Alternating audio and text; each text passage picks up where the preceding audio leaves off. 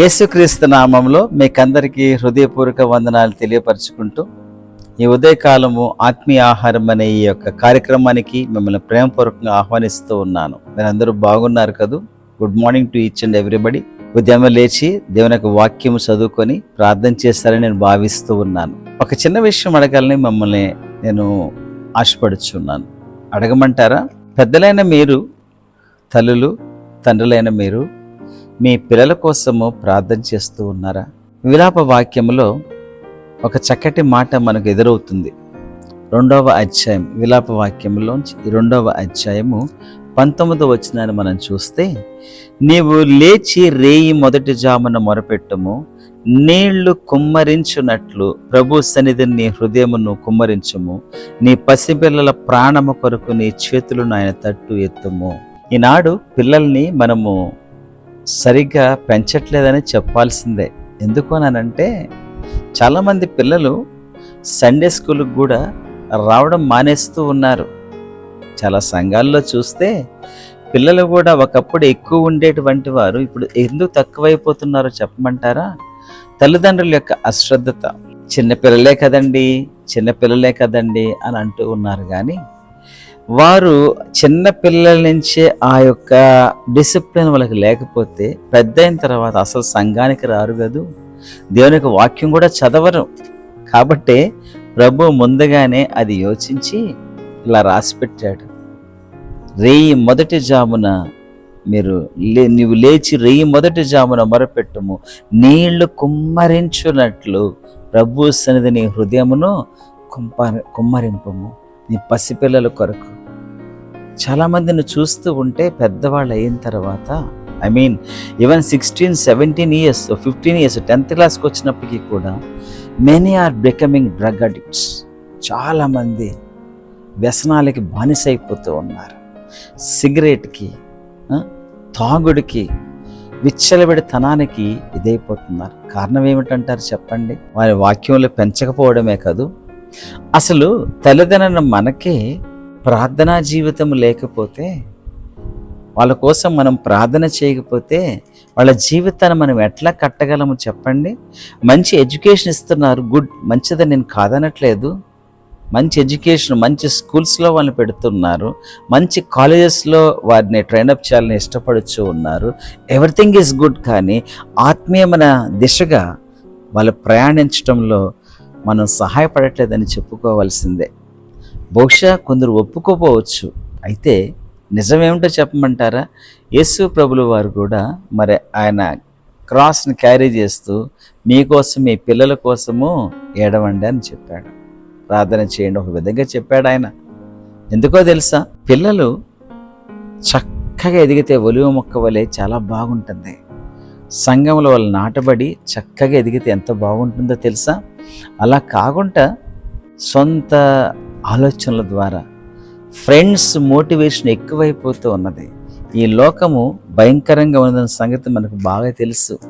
అయినప్పటికీ కూడా మనము ఈ లోకానుసారంగానే పెంచుతూ ఉంటాం. ఈరోజు సండే స్కూల్కి వెళ్ళలేదు మమ్మీ అంటే ఏమనం. ఒకప్పుడు సండే స్కూల్కి వెళ్ళకపోతే గట్టిగా కొట్టేటువంటి వారి తల్లిదండ్రులు. ఈ దినాల్లో అలా కొడుతున్నారా? లేదు కాదు.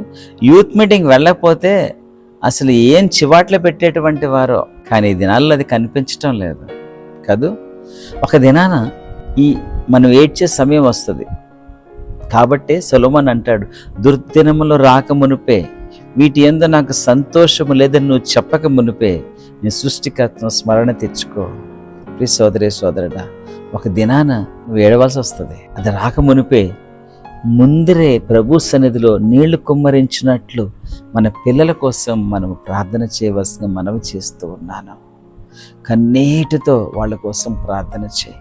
ప్రభు కనికరం వాళ్ళ పైన ఉంటుంది, ప్రభు కృప వాళ్ళ పైన ఉంటుంది. కాబట్టి ప్రియ మిత్రమా, ఇది మర్చిపోకు. ఎందుకో తెలుసా? పిల్లలు, ఈ దినాల్లో ఉన్న పిల్లలే రేపటి పౌరులు అవుతారు. వాళ్ళే దేశానికి ఒక మంచి పని చేసేటువంటి వారు అవుతారు. మీ కుటుంబానికి వాళ్ళు ఒక ఆయువు పట్టులాగా ఉంటారు. మీ కుటుంబానికి ఒక వెన్నుముక్కలాగా ఉంటారు. వాళ్ళే చెడిపోతే ఏమవుతుంది చెప్పండి? సమాజం కావచ్చు, ఇల్లు కావచ్చు. కాబట్టి ప్రభువు రాసిపెట్టాడు. కాబట్టి ఆ వాక్య ప్రకారంగా మనం ప్రార్థన చేద్దాం. వీలైనంత వరకు ప్రార్థన చేయడం ఒకటే కాదు, కానీ వారి మందిరానికి నడిపిద్దాం, యూత్ మీటింగ్కి వారిని నడిపిద్దాం, సండే స్కూల్కి కంపల్సరీగా వెళ్ళమని వారికి మనము ట్రైనింగ్ ఇద్దాం. మనము చక్కగా ఉంటే అసలు మన పిల్లలకి మనం ఇచ్చేటువంటి ఆస్తి ఏంటో చెప్పమంటారా? ఆత్మీయమైన జీవితం. ఇంకోటి ఏంటో చెప్పమంటారా? మన యథార్థమైన జీవితం. తల్లిదండ్రులు యథార్థంగా ఉంటే చూడండి, ఒక మాట చెప్పి నేను ముగిస్తాను. 103వ కీర్తనలో మనము చూస్తే చక్కటి మాట దావీదు మహారాజు రాస్తాడు. చూడండి, 103వ కీర్తన 17వ వచనం. ఆయన నిబంధనను గైకొనుచు ఆయన కట్టలను అనుసరించి నడుచుకున్న వారి మీద, యెహోవా యందు భయభక్తులు గల వారి మీద ఆయన కృప యుగ యుగములు నిలుచును, ఆయన నీతి వారికి పిల్ల పిల్ల తరమున నిలుచును. కాబట్టి మీ పిల్లలకి మంచి ఆస్తిని ఇవ్వాలనంటే యెహోవా యందు భయభక్తులు కలిగి నువ్వు జీవించాలి. తల్లిదండ్రులు భయభక్తులు కలిగి జీవిస్తే పిల్లలను కూడా భయభక్తులతో పెంచుతారు. అలా చేద్దాము కదా. ప్రార్థన చేద్దాం.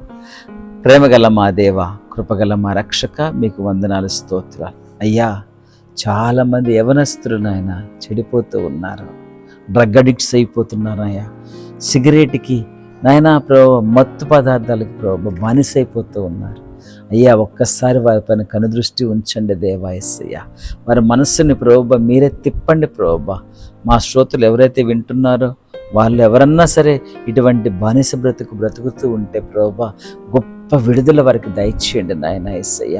నీళ్ళ కుమ్మరించవలే ప్రభు నీ ఎదుట ప్రభు ప్రతిరోజు కూడా వాళ్ళ పిల్లల కోసం, వాళ్ళ యవనస్తుల కోసం కన్నీరు కార్చేటువంటి అనుభవంలోకి తీసుకొని వెళ్ళండి నాయన. రోదన విద్యను ప్రభు మా శ్రోతలకు నేర్పించవలసిందిగా మనవి చేసుకుంటూ ప్రభు మరొకసారి దినాశీర్వాదాలతో వారిని నింపండి. వారు ఏమైతే ప్రభు కోరుకుంటున్నారో, ప్రార్థన చేస్తున్నారు అయ్యా, దయచేసి వారికి దయచేయవలసిందిగా మనవి చేసుకుంటూ తండ్రి ఆయన మమ్మల్ని అందరూ మరొకసారి దీవించవలసిందిగా వేడుకుంటూ యేసుక్రీస్తు నామములో అడిగి వేడుచూ ఉన్నాము తండ్రి, ఆమేన్. ప్రియ సోదరి సోదరుడా, నాకు తెలుసు మీరందరూ కూడా ఈ కార్యక్రమాన్ని బట్టి మీరు బ్లెస్ అవుతూ ఉన్నారని.